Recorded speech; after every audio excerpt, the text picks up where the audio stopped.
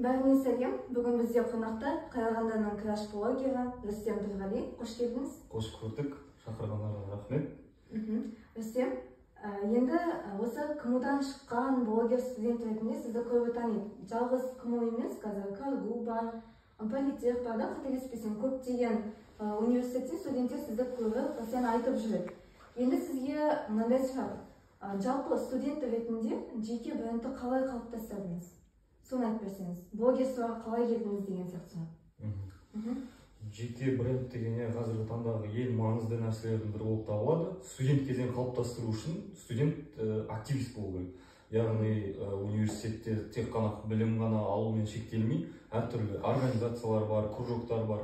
Ешқайсынан қалмауға тырысып, өзіңді тауып, яғни спорт болуы мүмкін, спорт жағынан жеке бренд қалыптастыру, өнер жағынан ашық болу керек. Адамдармен, яғни көп адамдармен таныс болу керек. Яғни адамдармен, жаңа адамдармен үнемі таныса білу керек, дұрыс сөйлесе білу керек.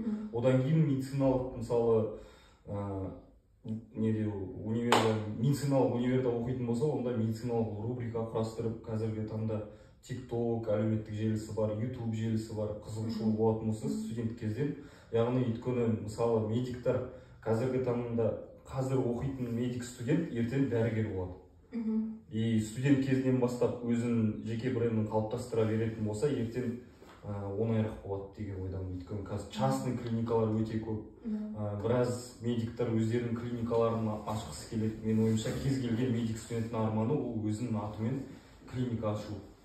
Осы орайда қазіргі кезден бастап, яғни дисциплина, дұрыс тамақтану, дұрыс жүру, дұрыс ортада болу, соның барлығы жеке брендқа әсер тигізеді. Мен ойымша жеке бренд дамыту арқылы заодно коммуникативность дамиды. Ол тем более медицинада оқитын студенттерге керек. Енді мен ойымша тек қана медицина емес, барлық салада ол коммуникативность қажет нәрсе. Өзіңді шектемеу қажет. Мен медикпін ба, болды медицинский, бәлкім одан бөлек өзімнің бір хоббиім бар шығар, сол жаққа бар деген сияқты. Ол жақтан жаңа орта болады. И кез келген танысқан адаммен ол жаңа мүмкіндік болуы мүмкін, мысалы. Енді мынандай сұрақ. Жалпы осы блогерствоны бастаған кезде қандай да бір қиыншылық болды ма? Енді кез келген нәрседе хейт болады, қалай өзің хейтті қабылдадың басында? Блогерствоға келгенім аяқ асты болып кетті, карантиннің кезі. Ол кезде медицинский блог түсіретін адамдар вообще болған жоқ. TikTok тек қана би болатын ол кезде. Ал қазір уже басқаша. Сөйтіп аяқ асты басталып кетті. Халық өзі сұрай бастады. Мына тақырыпқа менде негізі медицинский болды ғой. Басында сәл хейт, алғашқы хейттер келіп отқан кезде қиындау болды. Кәдімгідей жауап беретін кездерім болды. Ал қазір уже уақыт өте келе үйренеді екенсің хейтқа да. Хейт болғаны да дұрыс, өйткені хейт болатын болса, өсім бар деген сөз. Яғни қарап жатыр сені халық. Хейтті дұрыс қабылдау керек. И бастаған нәрсені, мысалы, бір рубриканы өзімді таптым ба, сол рубриканы соңына дейін түсіре беру керек, мен ойымша. Сұрақ қандай еді өзі? Хейтті қалай қабылдадың басында деген сияқты. Енді кез келген адамға, мысалы, бәріне бірдей ұнай бермейсің. Хейт, мысалы, мен өзім қазір хейтті жақсы қабылдаймын да, бірақ ана комментарийда, мысалы, менің мамам бар, әкем бар, ағаларым, ағам көп оқиды комментарийда. Оларға неприятно болады да, мен туралы хейт жазылып жатса, мысалы, оны бірақ қазір біраз адамдар бар, енді ойланбай, бірінші көрген видеоңнан сен туралы томшетті, жаман нәрсе жаза салады. Ал бұған дейін сен не істегенін білмейді. Мысалы, мен бұрын билет бастаған кезде, мысалы, биіммен көтерілді деп ойлады біреулер. Ал общага тексеріп, каждый рубриканы мысалы түсірген кезде біреулер былай таниды, біреу былай таниды. Сол себепті ол по-любому болатын нәрсе хейт кез келген жерде болады. Түсінікті. Енді жалпы осы блогерстводан, мысалы, өзіңізге қандай үлкен опыт жинадыңыз? Не нәрсе түйдіңіз, не нәрсе, мысалы, енді бастап келе жатқан, осы қазір видеороликті көріп, бастап келе жатқан не болуы мүмкін? Бізде блогерство бастап келе жатқан студенттер болуы мүмкін, жастар болуы мүмкін. Соларға қандай кеңес беретін едің? Из своего опыта айтсам. Блогерство деген нәрсені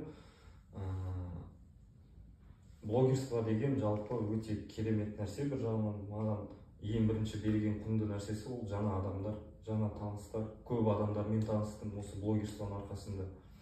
Біраз мүмкіндіктер көбейіп, совет міндетті түрде дұрыс нәрсе насихаттау керек, дұрыс жүру керек. Қазір танылу негізі оңай ғой, бірақ дегенмен де черный пиармен танылып, жаман жағынан атын шығарып, ертең көшеде басын тік көтеріп жүре алмайтындай болмау керек та.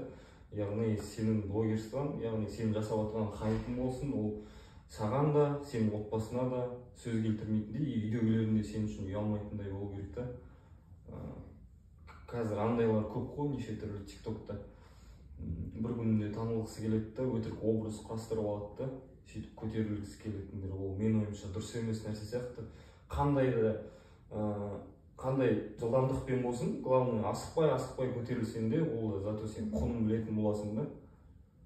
Сол дұрыс нәрсе айту керек, дұрыс нәрсе істеп жүру керек, жастарға кеңесім ең бастысы. Жалпы сұхбатыңыз үшін рахмет. Алдағы уақытта сізге сәттілік тілейміз. Осылай алған бетіңізден таймаңыз, әрдайым да алда жүре беріңіз, үлгі болыңыз жастарға. Келгеніңізге мындай рахмет. Сендердің шақырғандарыңызға үлкен рахмет. Даму-мед медициналық орталығын мен баяғыдан білемін. Керемет жұмыстарыңыз, жастарды үйретіп жатсыздар. Медик студенттер университет қабырғасында алатын біліммен ғана шектелмегені дұрыс та. Осындай кружоктар, үйірмелер, мысалы, үнемі медицинаға түскен студент үнемі оқу.